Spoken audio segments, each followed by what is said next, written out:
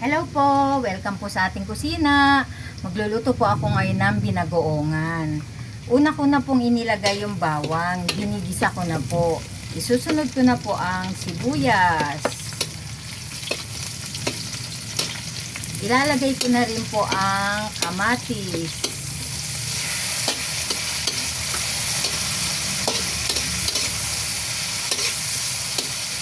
Susunod ko na rin po dito ang bagoong alamang.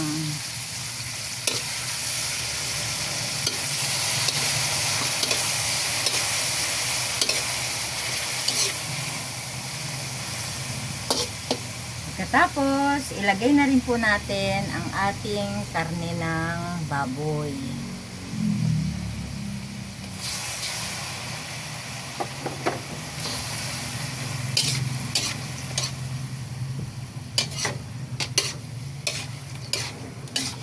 Yan, halo-haloin lang po natin yan.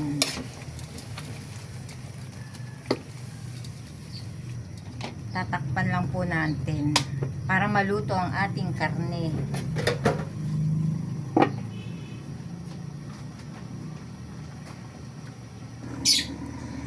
Tignan natin kung luto na ang ating karne. Yan. Kapag luto na po ang ating karne ng baboy, pwede na po natin ilagay ang talong. Yan. Haluin lang po natin para maluto ang ating eggplant.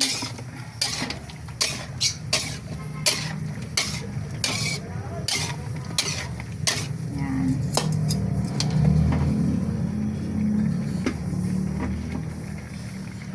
Takpan po ulit natin para maluto ang ating eggplant.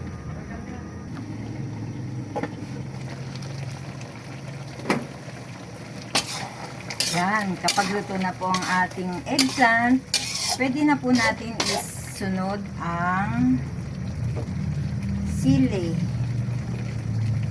Ang siling berde. Lalagay na po natin yan. Yan.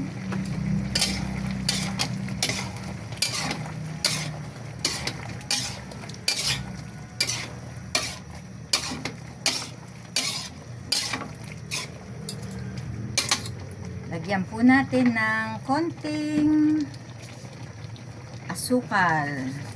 Pangontra lang po ng alat. Yan.